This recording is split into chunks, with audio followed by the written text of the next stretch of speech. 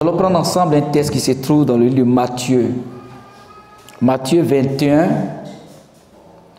versets 12 à 17. Ce matin, je parlerai de la purification du temple de Dieu.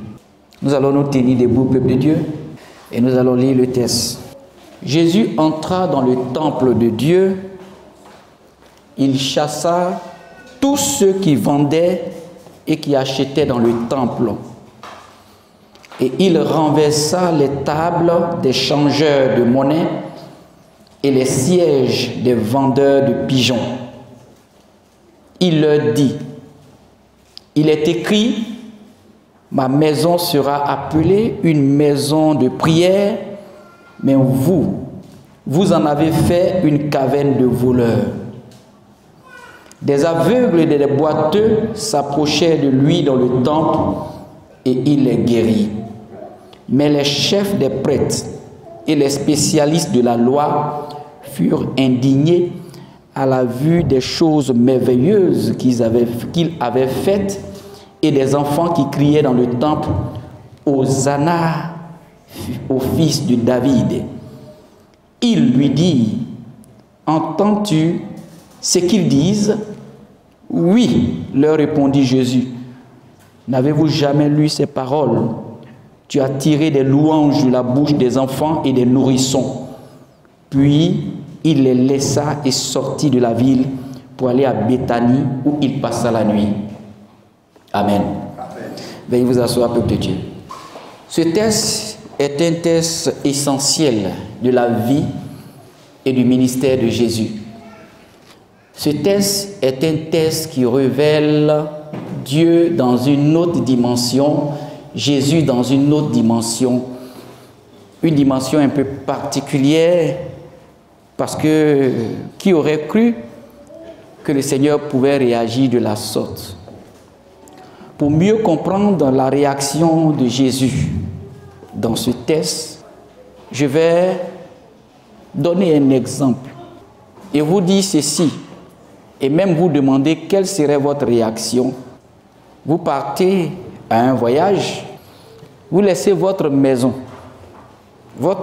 que vous avez bâtie, que vous avez construite, votre maison que vous avez meublée, que vous avez bien équipée, vous laissez cette maison, vous les confiez à des personnes et vous partez pour un voyage. La maison était bien ordonnée. La maison avait tous les équipements nécessaires à l'intérieur. Et la maison était une maison vivable. Une maison où il fait bien vivre. Longtemps après votre voyage, vous revenez dans votre maison et vous constatez que votre maison a été transformée en un lieu de débauche. Que votre maison a été transformée en un lieu de commerce. Que votre maison a été transformée et que même les équipements que vous avez mis dans votre maison, en dehors de ces équipements, ils ont introduit d'autres équipements dans la maison et ils ont même détruit les équipements, les meubles que vous avez mis dans votre propre maison avant votre départ. Si vous revenez et que vous constatez cela, quelle serait votre première réaction? Quelle serait ta réaction ce matin? Tu confies ta maison à des gens où tu as tout mis là-dedans. Tu as bâti une maison à l'image de ce que tu es, parce que tu es un homme, tu es une femme importante. Tu bâtis une maison à ton image et tu la confies à des gens. Tu dis, prenez soin de ma maison. Tu leur donnes la clé de ta maison et tu t'en vas. Et ces personnes-là envoient de la saleté dans ta maison.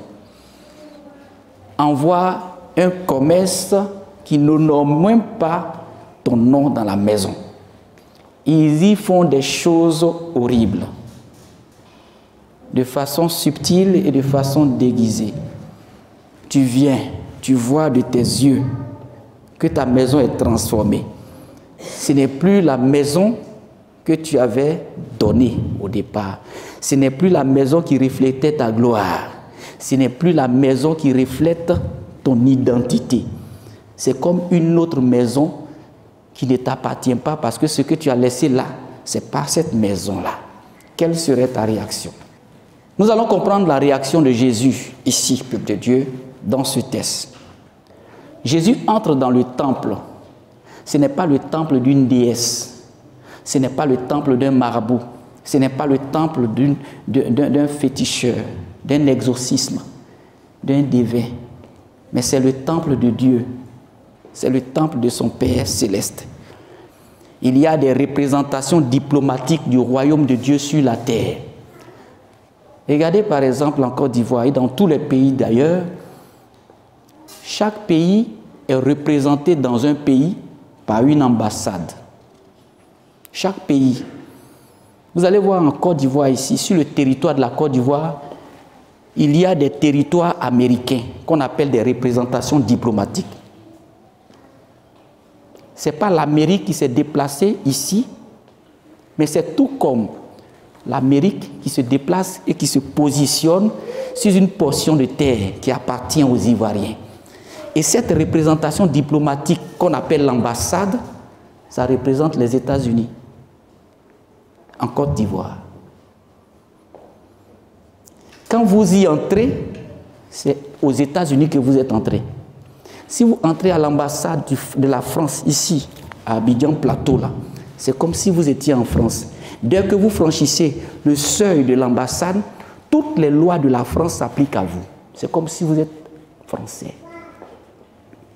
Si même les policiers ivoiriens viennent par exemple pour vous arrêter, que vous fuyez, vous rentrez dans l'ambassade, ils ne peuvent plus franchir le sol pour entrer là-bas. Là-bas, là, vous êtes régi par les lois de la France. Je vais vous parler ce matin de l'importance de la maison de Dieu. La maison de Dieu est une représentation diplomatique du royaume de Dieu sur la terre. Je vais vous parler ce matin de l'importance des temples de Dieu, qui sont des lieux de prière, des lieux d'adoration, des lieux de louange, des lieux où toutes les personnes qui ont soif, qui ont faim de la justice viennent pour s'abreuver aux eaux de Dieu.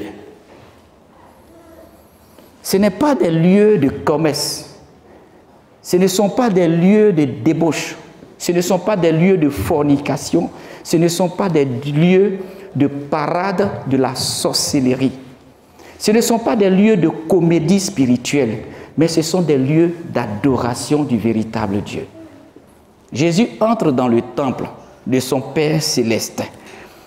Et qu'est-ce qu'il va faire? Et pris par une sainte colère. Parce que quelqu'un qui n'est pas en colère ne peut pas se mettre à chasser des individus et à briser des tables, des objets, à les détruire sur son passage. Mais c'est une colère sainte, c'est une colère juste. Là où il faut se mettre en colère, généralement, on ne se met pas en colère là.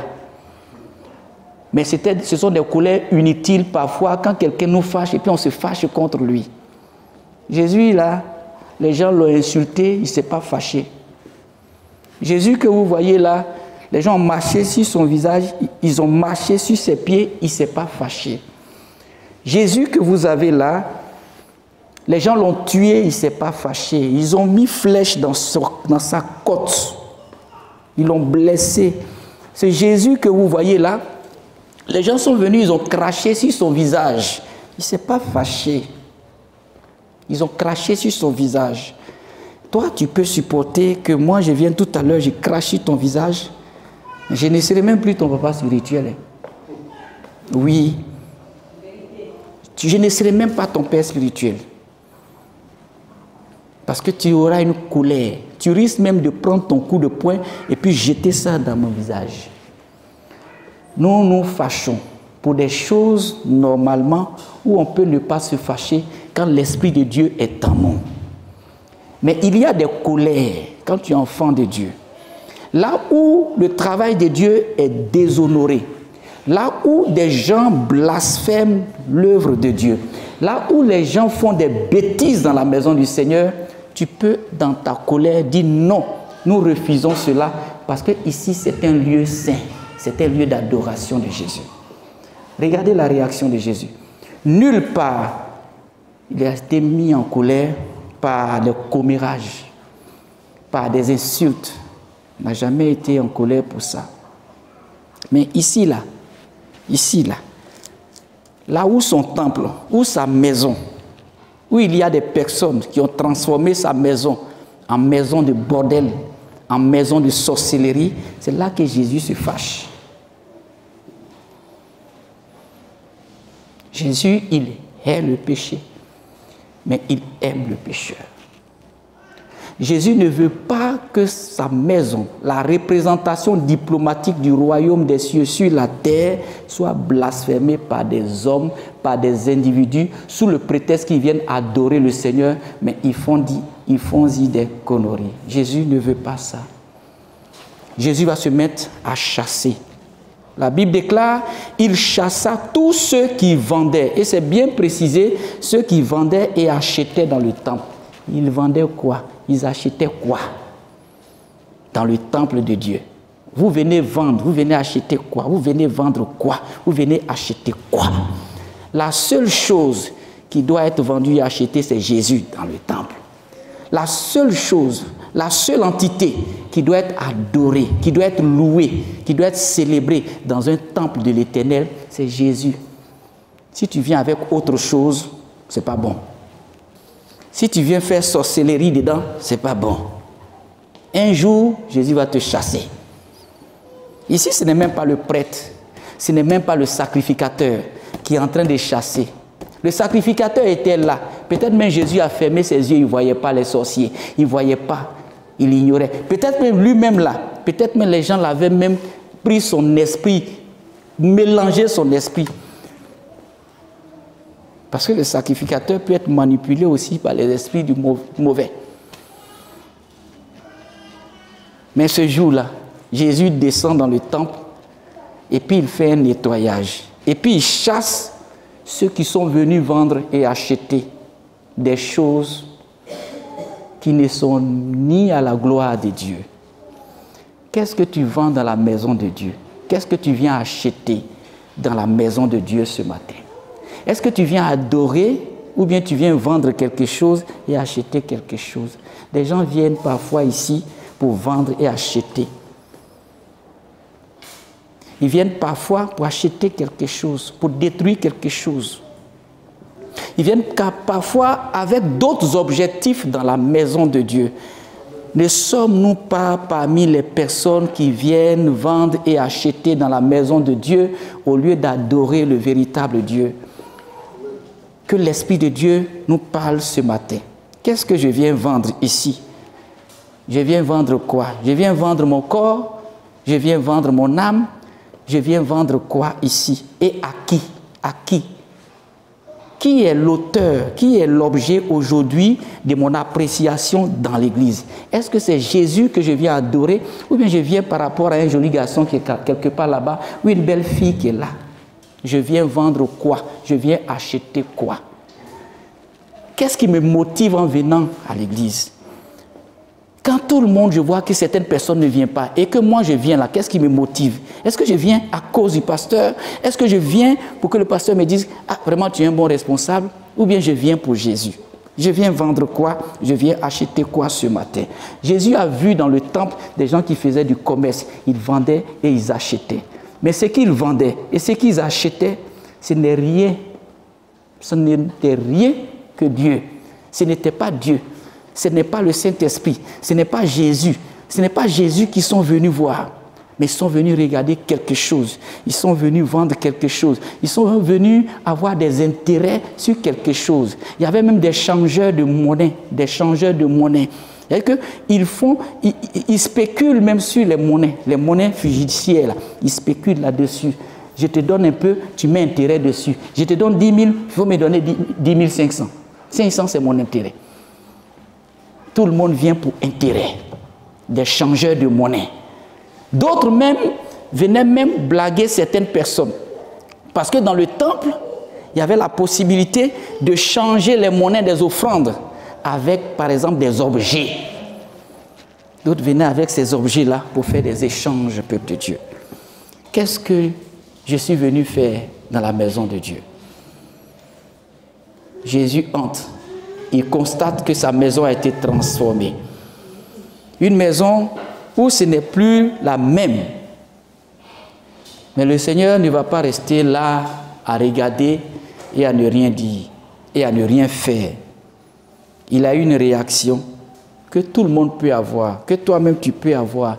Si tu laisses une belle maison et puis tu constates que les gens sont dedans, des gens même qui ne sont même pas venus simplement, mais qui sont venus avec d'autres objets, ils placent ces objets dans l'adoration là, d'autres dieux dans toi, ta maison, qui est destinée à adorer Dieu, Jésus.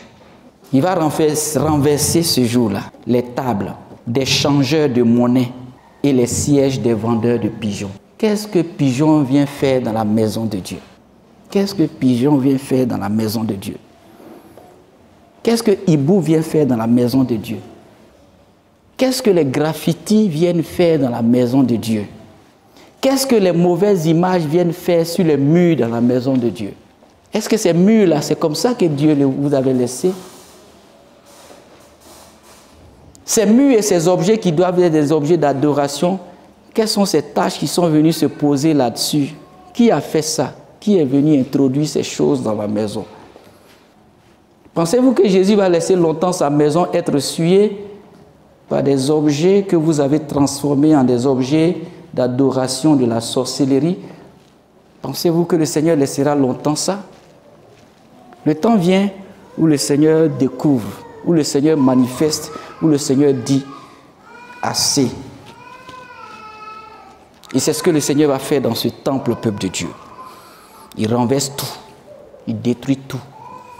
Ce que vous avez fait entrer, qui n'est pas pour lui là, lui il chasse, lui il détruit, lui il renverse, lui il brise. Et quand il aura fini de faire cette purification, regardez ce qui va se faire par la suite, peuple de Dieu, c'est extraordinaire. La Bible dit que des aveugles, des boiteux, se sont approchés de lui dans le temple. Il y avait boiteux parmi vous? Il y avait aveugles parmi vous? Longtemps, ils sont aveugles, ils sont boiteux, ils n'ont pas été guéris. Quand les œuvres de la sorcellerie sont quelque part, ça bloque les miracles. Parce qu'ils ont tendance, l'Esprit de Dieu est tellement puissant, mais quand l'Esprit du diable veut agir, qu'est-ce qu'il fait, peuple de Dieu? Il va d'abord distraire les enfants de Dieu, il va distraire le peuple de Dieu, détourner leur foi de la vraie adoration, de telle sorte que quand les gens viennent à l'église, ils n'adorent pas sincèrement. C'est dans l'adoration sincère et dans la louange que Dieu manifeste sa victoire, que les miracles viennent, que les aveugles recouvrent la vue, que les boiteux marchent. Mais quand dans une église, il y a une perte de foi, où les gens sont distraits, où l'esprit malin commence à travailler dans les esprits des uns les autres, pour mélanger leur esprit, et pour ne pas qu'ils adorent sincèrement Dieu. Les aveugles seront là, ils ne vont rien voir, les boiteux ne marcheront pas, les paralytiques aussi ne se lèveront pas, il n'y aura aucun miracle, il n'y aura aucune vie dans l'église, parce que tout le monde est paralysé, tout le monde fait semblant, tout le monde joue avec sa vie spirituelle. Mais quand le Seigneur a chassé les vendeurs, quand le Seigneur a détruit les tables, les étalages de ces personnes, quelque chose s'est passé. L'atmosphère était dégagée, le ciel était ouvert. Les gens pouvaient maintenant prier. Quand le diable s'assoit sur ta vie, tu es lourd dans la prière. Tu ne peux pas te lever pour prier. Tu es alourdi. Beaucoup ont une faiblesse actuellement dans la prière. Pourquoi? Parce que l'esprit du diable ne veut pas que tu pries. Ta délivrance se trouve dans la prière, dans l'adoration, dans la louange, dans la célébration du véritable Dieu. Mais tu es tellement distrait, le Saint-Esprit veut agir, mais il y a un esprit contraire à l'Esprit de Dieu qui agit en toi. et qui t'empêche de te concentrer sur les choses essentielles. Quand tu viens, tu es distrait dans la maison de Dieu. Tu regardes gauche, tu regardes à droite, tu ne sais même pas ce que tu fais. Détourne ton regard de toutes ces choses et focalise-toi vers Jésus, vers Christ, le véritable Dieu. Sinon, tu passeras à côté de ta bénédiction. Qui te motive ce matin? Qui tu regardes ce matin en venant à l'église?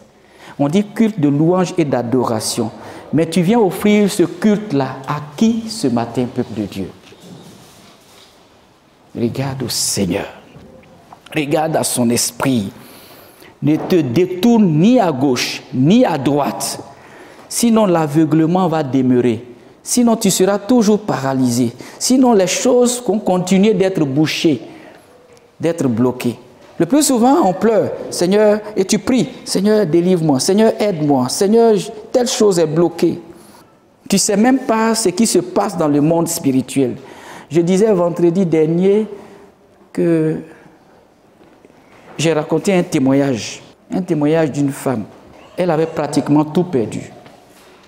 Bien qu'elle était chrétienne, mais tout était bloqué. Elle se marie avec quelqu'un. La personne la laisse tomber. Elle a eu plein de divorces. Fiançailles même là, c'est compliqué. Beaucoup de fiançailles ont été détruits. Mariage aussi, ça se solde par des divorces. Elle a succédé plusieurs divorces. Finalement, elle est devenue vieille. Elle est restée comme ça. Et pendant qu'elle avait tout perdu là, elle s'est retrouvée dans une église. Et dans cette église-là, l'homme de Dieu a commencé à prier pour elle.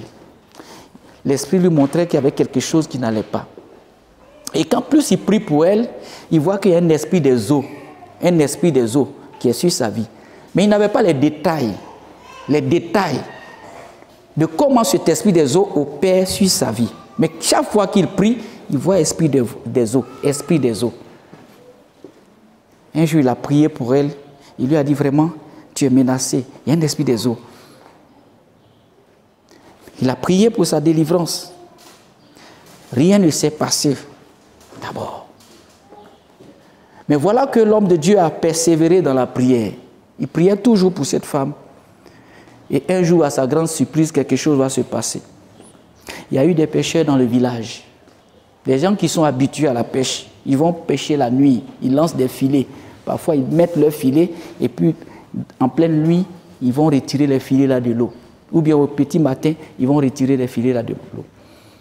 Et ce jour-là, ils ont retiré les filets. Ils ont pris beaucoup de poissons. Et parmi le lot de poissons dans le filet, ils ont constaté une bouteille peu ordinaire. C'était une bouteille, mais la bouteille était bizarre. La bouteille était bizarre parce que cette bouteille-là était nouée par des fils. Des fils qui ont entouré la bouteille comme ça.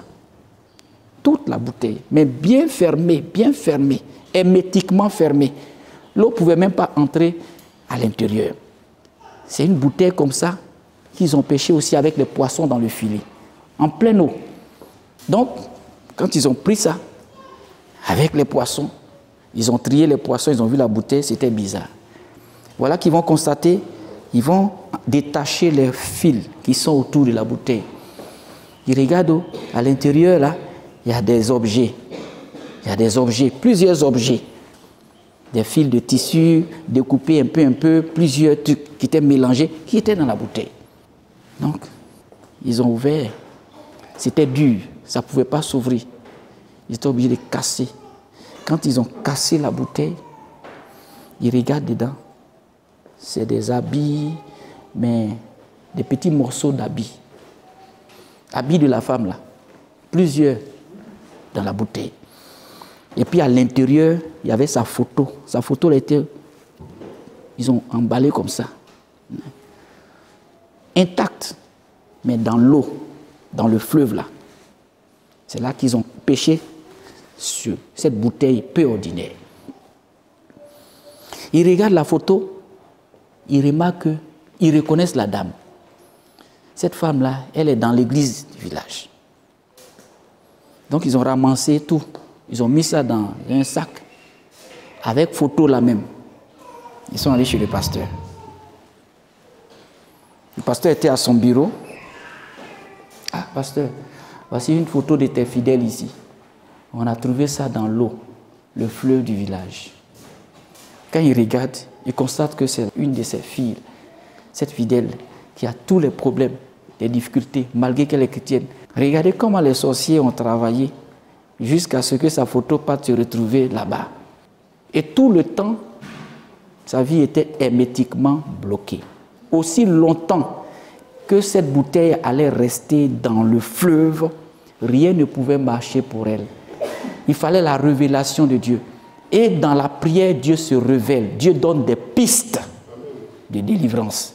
C'est pour ça que l'homme de Dieu a su réellement que c'était un esprit des eaux dans lequel les sorciers avaient jeté la destinée de cette dame et tout était fermé pour elle. Combien de personnes aujourd'hui, le diable est assis sur votre vie, assis sur votre travail, assis sur votre miracle, assis sur votre bénédiction, parce que vous avez été léger dans la prière. Quand on prie moins dans la vie, quand on prie même pas, Satan prend le dessus. Plus on prie, Dieu se révèle, Dieu se manifeste, et puis on a la force, on a la puissance, l'Esprit de Dieu en nous. Une vie sainte et la prière nous donnent la puissance de Dieu.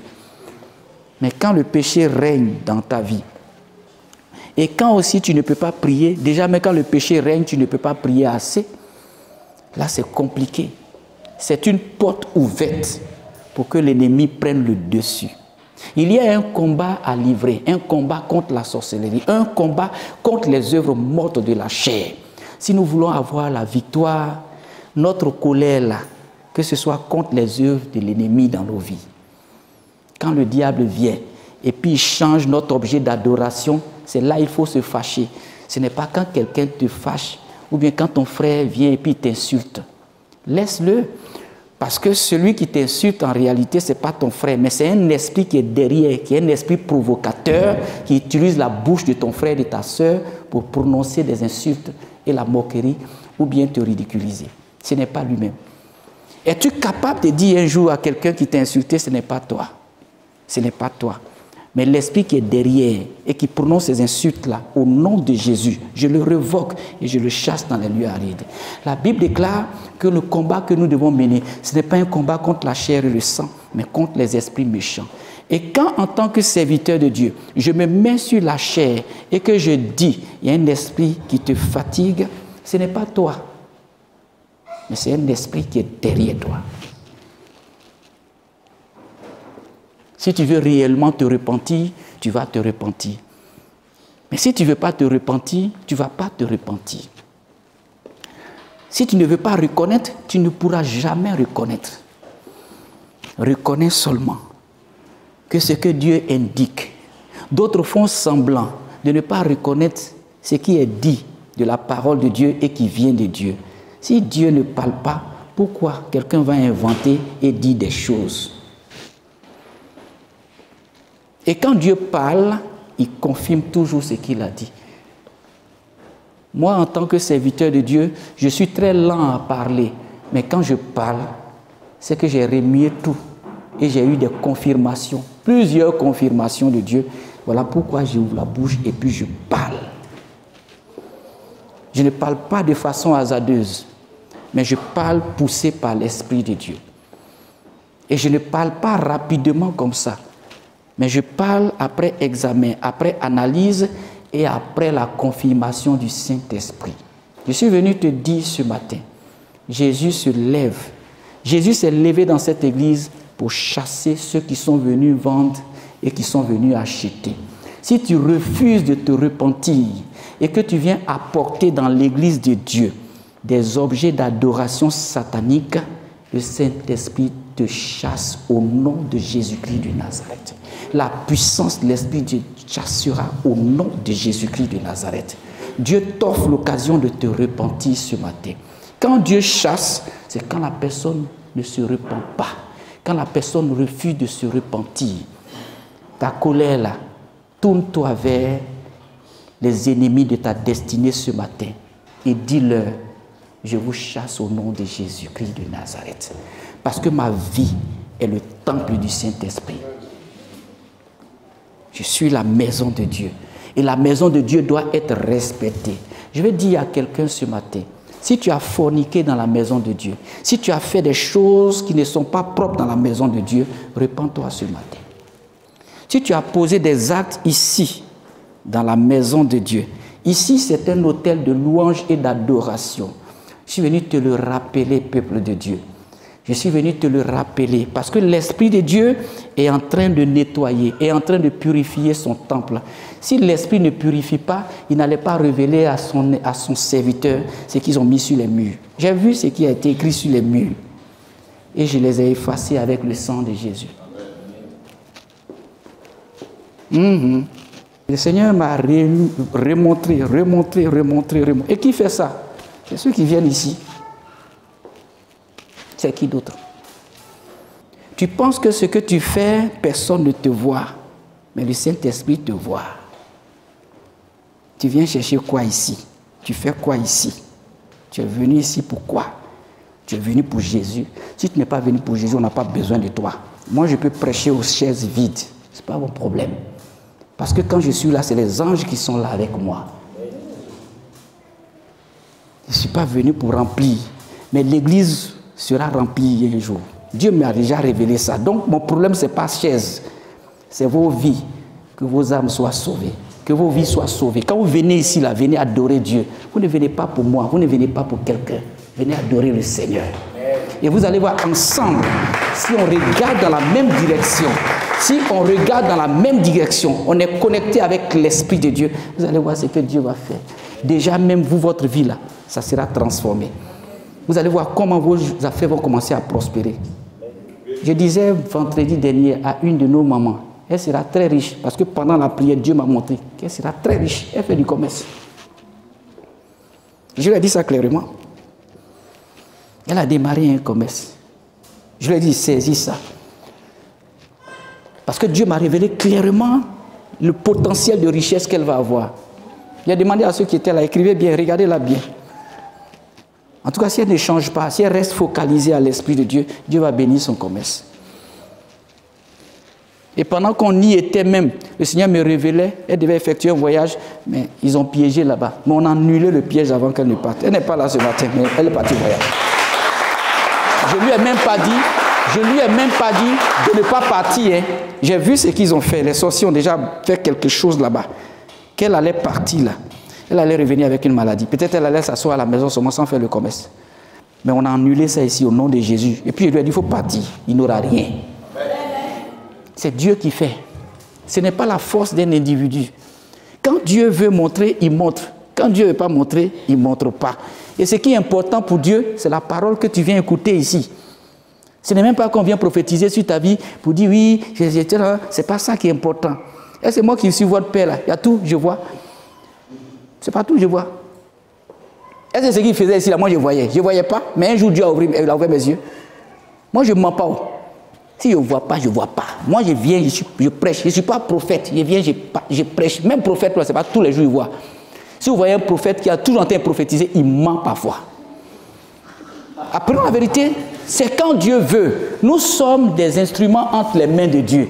On ne vient pas pour nous-mêmes. On ne vient pas pour faire plaisir à quelqu'un. Pour que tu programmes déjà des prophéties. Si je viens, je vais prophétiser sur tout le monde. Jésus, vous avez dit Jésus, dans son ministère, prophétiser sur tous les gens dans l'église. Quand il vient, il guérit ceux qu'il doit guérir et puis il s'en va. Il prophétise ou il doit prophétiser. Ce qu'il fait, il enseigne. Beaucoup. Jésus, quand il vient, il enseigne seulement. Même avant de faire miracle, il enseigne. Donc c'est dans la parole que se trouve votre miracle.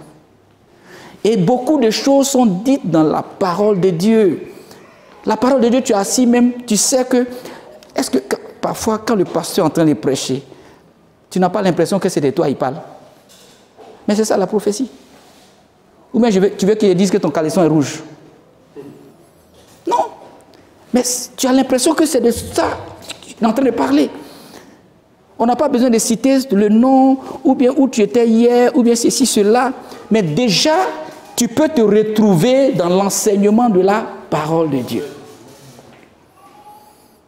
Et c'est cette parole-là qu'il faut saisir, peuple de Dieu. Dieu se fâche pour de bonnes causes. Il faut te fâcher ce matin contre l'esprit qui est venu apporter le désordre dans ta maison. Laisse les hommes. Laisse les hommes. Ce sont des agents qui sont manipulés par des esprits. La guerre que tu dois livrer, c'est contre les entités, les principautés, les esprits méchants. Nous avons entamé cette guerre dans l'église ici. Contre les esprits de la sorcellerie. Et le Seigneur a déjà accordé la victoire. Amen. Parce que dans la Bible, tout est accompli. Mais pourquoi nous nous engageons maintenant dans cette guerre pour dire à Satan qu'il a échoué, c'est tout. Et pour proclamer la victoire de Jésus-Christ de Nazareth. Amen. Et cette semaine, je l'ai décrété. Quand on priait déjà hier dans le conseil diaconal, l'Esprit m'a interpellé, il a dit décrète 7 jours de bataille contre les œuvres de la sorcellerie. On a entamé depuis hier. Si tu veux, tu peux nous rejoindre. Nous sommes engagés, nous sommes en train de combattre les œuvres de la sorcellerie pendant 7 jours. 7 jours de prière. Et les prières que nous faisons actuellement, c'est les prières de minuit, entre 0h et 3h. On prie entre 0h et 3h. C'est ce que l'Esprit a dit. Prier entre 0h et 3h. On a démarré depuis hier nuit. On s'en va comme ça jusqu'à samedi, dimanche là-bas. Vendredi, on priera ici pour les cas de délivrance. Les maris de nuit, les femmes de nuit, les esprits de sorcellerie, les personnes qui sont en train d'être initiées dans la sorcellerie. Nous allons procéder à leur délivrance ici, vendredi. Le combat sera fatal. Il y a des gens qui, s'ils ne se répandent pas, vous n'allez plus les voir ici. Si vous voulez amuser vous avec eux là-bas, mais c'est à vos risques et périls. Ce que vous allez prendre là-bas, ça c'est votre affaire. Mais si vous venez avec bagage ici, là, vous allez déposer ça au pied de la croix de Jésus. Si vous ne voulez pas déposer, vous aussi vous serez chassés par le Saint-Esprit, par Jésus-Christ de Nazareth. La Bible dit, soyez sobres et vigilants. Je disais vendredi passé, quand tu marches avec quelqu'un, on ne peut pas cerner les hommes. Mais on peut demander au Seigneur de nous aider et de filtrer nos amitiés, nos amis. Même dans l'église, tous ceux qui viennent ne sont pas propres. D'autres viennent avec d'autres motivations, avec d'autres esprits pour combattre, pour te combattre. Tu peux avoir un ami qui peut même envoûter quelque chose. On a vu plusieurs cas d'envoûtement dans l'église ici. Mais quand on va en prie, on ne se lève pas pour dire, c'est là, c'est envoûté. Dès qu'on détecte en même temps, on se met dans le bureau là-bas encore de prier. Il y a beaucoup de choses qui se passent, peuple de Dieu. C'est parce que ça a atteint un certain niveau que maintenant le Seigneur me permet, moi, comme ça là, de me tenir sur la chair et puis de dire ces choses. Il dit, Seigneur, est-ce que moi je suis capable de dire ça? Il me dit, dis. Je ne veux pas perdre mes enfants. Il dit, ça, ce n'est pas ton problème. Ce n'est pas toi qui les as envoyés, ce n'est pas toi qui dois les maintenir. Moi, je dis, parle, le résultat là m'appartient. Un pasteur, c'est toujours comme ça. Il veut toujours cajoler, il veut toujours veiller sur les brebis, il ne veut pas perdre un seul. Ça, c'est l'esprit pastoral, c'est vrai. Mais parfois, le Seigneur permet de secouer certains individus qui ne veulent pas se repentir et les ramener à la vérité. Je veux être ce matin parmi ceux qui doivent se repentir. Dis-toi ça dans ton esprit, dans ton corps, dans ton âme, dans ton esprit. Et dis, Seigneur, je ne veux pas qu'un jour je sois chassé par l'Esprit de Dieu dans ma comédie, dans mon mensonge, mais je veux demeurer en toi. Aide-moi, je suis faible. Fais des prières simples. Seigneur, tu connais ma vie, je suis faible, aide-moi. Enlève dans mon cœur pour pas qu'il y ait dans mon cœur la haine pour quelqu'un. Soyez ayez des cœurs pleins d'amour. Ne haïssez personne. Et puis, n'attaquez pas l'œuvre de Dieu. Ce combat-là, vous n'allez jamais gagner ça. Attaquer le travail de Dieu, là, vous n'allez jamais gagner. Même attaquer un homme de Dieu, là, vous n'allez jamais gagner ce combat. C'est perdu d'avance. Attaquer un enfant de Dieu, là, vous ne pouvez pas gagner. Peut-être que vous allez le fatiguer pendant un temps. Peut-être que vous allez s'asseoir sur sa bénédiction pendant un temps. Mais la Bible déclare qu'il y a un temps pour toutes choses. On ne fait pas du mal inutilement. Il faut faire du bien. Il faut faire du bien. Il faut aimer ton frère. Ce que tu ne veux pas qu'on te fasse là, il ne faut pas faire ça aux autres. Ce que tu ne veux pas qu'on fasse à toi là, le travail que tu ne veux pas qu'on fasse sur toi, il ne faut pas faire ça dans des ministères où Jésus est prêché, où Jésus est annoncé, qui sont basés sur Christ. Ce matin, lève-toi pour combattre tous ces esprits-là qui ont bloqué quelque chose dans ta vie. Jésus a eu une colère sainte. Et cette colère, et refuse que ta maison soit transformée en une caverne de voleurs. Le Seigneur a dit, ma maison sera appelée une maison de prière. Et vous avez fait de ma maison une caverne de voleurs. Pourquoi? Déclare ce matin à Satan, déclare ce matin aux esprits qui sont en train de parader dans ta maison, dans ta bénédiction, dans ton succès, assez, parce que ma maison est une maison de prière. Ne transformez pas ma destinée en autre chose. Je refuse cela au nom de Jésus. C'est cela, cette semaine, que tu dois prendre autorité et domination sur toutes ces ruses. C'est un programme de 7 jours de prière contre le pouvoir de la sorcellerie et contre toutes les puissances de la mort qui se sont levées contre ta destinée, contre ta vie. Dis-leur assez. Je ne te dis pas d'aller faire bagarre avec quelqu'un, avec un individu, mais avec Jésus-Christ de Nazareth. Dis aux esprits là de plier bagage et d'aller dans l'abîme et de ne plus jamais revenir te distraire. Parce que ta vie est en Jésus. Dieu a prévu que tu prospères. Dieu a prévu que tu avances. Dieu a prévu que ton nom soit élevé. L'élévation ne vient ni de l'Orient, ni de l'Occident, mais l'élévation vient de l'Éternel des armées. Prie ton Dieu ce matin. Réclame la grâce de Dieu ce matin. Réclame la puissance de Dieu ce matin. Ôte le péché de ta vie. Tout ce que peut te suyer, tout ce qui peut constituer un blocage à ta prière. Le Seigneur a déclaré que la prière fervente du juste a une grande efficacité. Demande la justification en te confessant ce matin, en demandant pardon à Dieu pour tout ce que tu as fait, tout ce que tu as posé comme acte dans la maison de Dieu. C'est le temps de demander pardon. Sinon, ça va te rattraper demain. Ça va te rattraper demain. Demande pardon à Dieu. Humilie-toi devant ton Dieu. Et le Seigneur va effacer. Et quand Dieu efface, Dieu n'est pas rancunier. Jésus n'est pas rancunier. Quand le Seigneur a effacé, il a effacé. Quand il a effacé ton péché, il ne va pas revenir encore pour te dire, tu as fait ça, tu as fait ça. Non. C'est nous les hommes, on pardonne difficilement, on oublie difficilement. Mais Jésus, il a pardonné, il a pardonné. Il a effacé, il a effacé. Et déjà, son sang même a cette vertu-là de effacer définitivement. Ce n'est pas un sang qui efface légèrement. Mais quand ça a effacé, quand le sang de Jésus a effacé, personne d'autre ne peut t'accuser. Même si le diable t'accuse, dans ton esprit, dans ta conscience, tu es libéré. Vous n'avez pas vu ça? La Bible dit que si vous confessez vos péchés, vous êtes juste et fidèle pour être pardonné.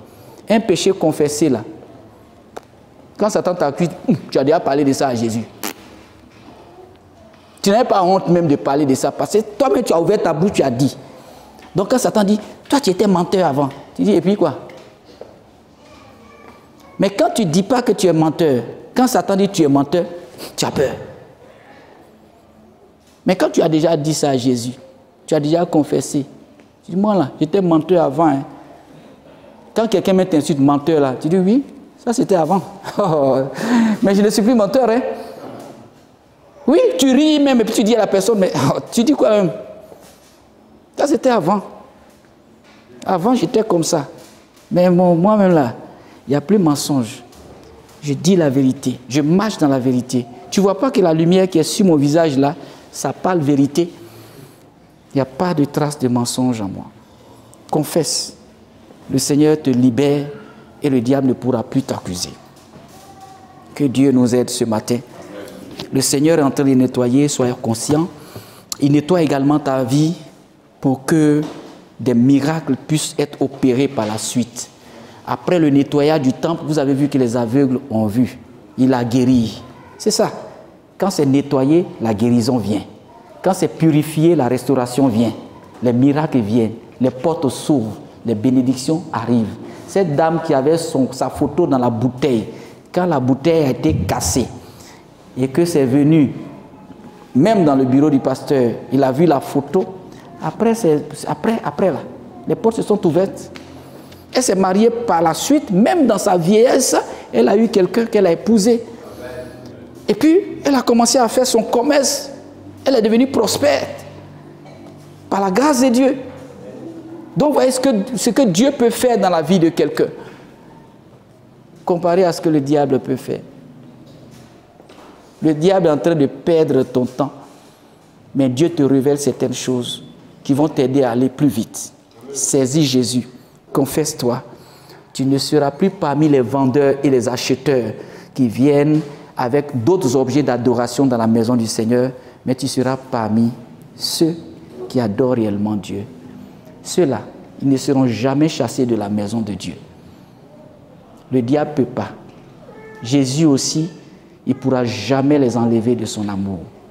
C'est ceux-là, comme l'apôtre Paul qui pouvait dire, rien ne peut me séparer de l'amour de mon Dieu, même la mort, même la souffrance. Quand ton objet d'adoration, c'est sincèrement Jésus, rien ne peut te séparer. Il va avoir un malheur. Tu peux bénir Dieu même dans le malheur. Dans la joie, tu loues ton Dieu. Rien ne peut t'ébranler. Quand tu adores sincèrement Dieu, sois un vrai adorateur. Tu ne seras pas chassé. Ceux qui sont chassés, c'est ceux qui refusent de se repentir, qui refusent de se confesser. Là, Dieu lui-même, il entre en scène.